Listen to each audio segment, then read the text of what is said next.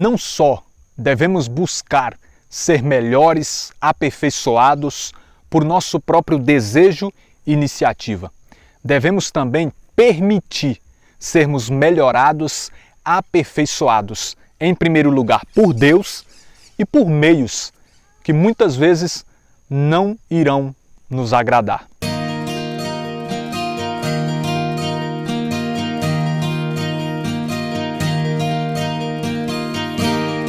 A vontade de Deus é que cada vez mais nós nos tornemos melhores. Melhores para Ele, em primeiro lugar. Melhores para o outro, para o próximo. Melhores para a gente mesmo. Mas a verdade é que Deus pode usar ou permitir os mais diversos meios para que sejamos melhorados, para que sejamos aperfeiçoados. Mas antes de tudo, nós precisamos entender que Deus, se é o mais interessado em nossa evolução, é Ele quem age antes de nossas iniciativas. É Ele quem promove o nosso crescimento em todas as áreas. Como diz 1 Coríntios capítulo 3, verso 7, é Deus quem faz crescer. Deus é o nosso cuidador, o nosso zelador, aquele que é interessado em que nós possamos evoluir, aquele que é interessado em nosso bem. Mas, como eu falei na introdução, muitas vezes os meios pelos quais nós passaremos para sermos aperfeiçoados não serão os mais agradáveis. Esse Deus que é pastor, que é zeloso, que é cuidador, muitas vezes terá que manifestar a sua firmeza, terá que reconduzir, terá que tratar da ovelha com dureza para que ela possa se tornar melhor, para que ela possa continuar nos seus caminhos. A ovelha, por exemplo, passa por aquele processo que a gente chama de tosquiar, ou seja, o pastor vai e tira o seu excesso de lã e muitas vezes esse processo envolve dor.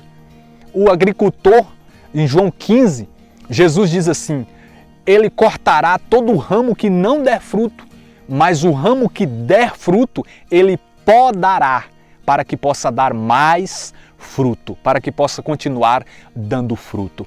Ou seja, Deus é esse que cuida da sua plantação, mas quando é necessário Ele podar, Ele cortar muitos excessos em nós, Ele executa essa poda.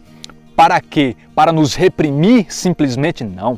Para que nós possamos crescer, para que nós possamos produzir mais. Então, tanto o processo de tosquiar, quanto esse processo de podar a planta, fala de Deus tirando os excessos de nós. E muitas vezes esse tirar o excesso é um processo que envolve dor, porque Ele irá tratar direto com aquilo que está agarrado em nós, mas é para o nosso crescimento, é para o nosso bem. Passaremos sim por esses processos dolorosos, mas necessários para o nosso crescimento. Esse Deus que é zeloso, que é cuidador, é o Deus que corrige. Em Hebreus capítulo 12, verso 11, lemos assim: é verdade que toda correção parece, de momento, antes motivo de pesar que de alegria, mais tarde, porém, granjeia aos que por ela se exercitaram o melhor fruto de justiça e de paz.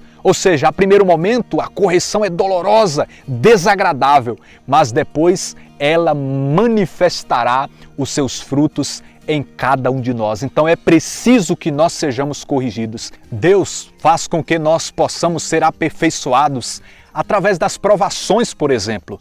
Olha o que diz Jó 23:10. Está escrito o seguinte: contudo, ele conhece o meu caminho, se me põe à prova, dela sairei puro como o ouro. Ou seja, o ouro passa por esse processo de ser colocado no fogo, mas ele sai dali brilhante, polido. Então, como a prata, como o ouro, nós passaremos pela provação, pelo fogo, mas nós sairemos melhores, aperfeiçoados, evoluídos. Um outro exemplo que eu cito aqui são os relacionamentos. Deus usa dos nossos relacionamentos humanos para que cresçamos, para que evoluamos. Digo de relacionamento em qualquer aspecto. Deus faz com que na nossa convivência sejamos melhorados, por mais que não pareça. Nós aprendemos com as pessoas desenvolvidas, com aquelas que já chegaram a um grau, a um nível o qual ainda não chegamos, com pessoas estudadas, com pessoas que têm um grau de intelectualidade maior que nós, com pessoas que têm uma compreensão muito ampliada de tudo ou de muitos aspectos na vida.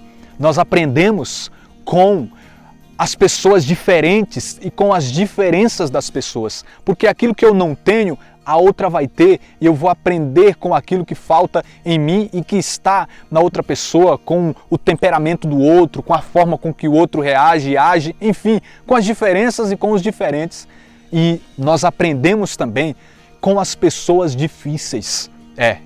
Essa é a maneira difícil de sermos melhorados, aperfeiçoados. É aprender com os difíceis, porque nós convivemos também com pessoas difíceis e quem sabe somos as pessoas difíceis. Provérbios capítulo 27, verso 17 diz assim: o ferro com o ferro se aguça, se afia.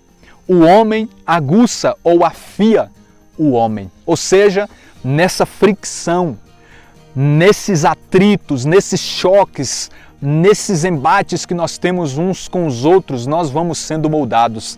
Ouvi certa vez uma analogia, uma comparação que me marcou muito. Essa analogia falava sobre um córrego e nesse córrego existem aquelas pedras e quando a água desce, aquelas pedras vão sendo levadas pela água e ao passo que aquelas pedras vão rolando umas ao lado das outras e elas vão chocando umas com as outras, naquele atrito chega um momento que cada pedra daquela está, algumas até mesmo redondas, polidas, lisas. Ou seja, o que isso nos ensina? Que nos choques que umas iam tendo com a outra, elas foram sendo moldadas. Elas já não são mais ásperas como antes, elas já não têm mais aquelas pontas afiadas como antes, mas elas foram alisando ao passo que as águas empurravam elas e elas iam descendo, trombando uma nas outras. Assim somos nós nesse rio da vida. Ao passo que nós vamos caminhando um ao lado do outro, nós vamos sendo moldados. Essa é a mensagem que eu trago falando sobre nós sermos aperfeiçoados. Que Deus abençoe sua vida. Até o próximo episódio dessa série, em nome de Jesus.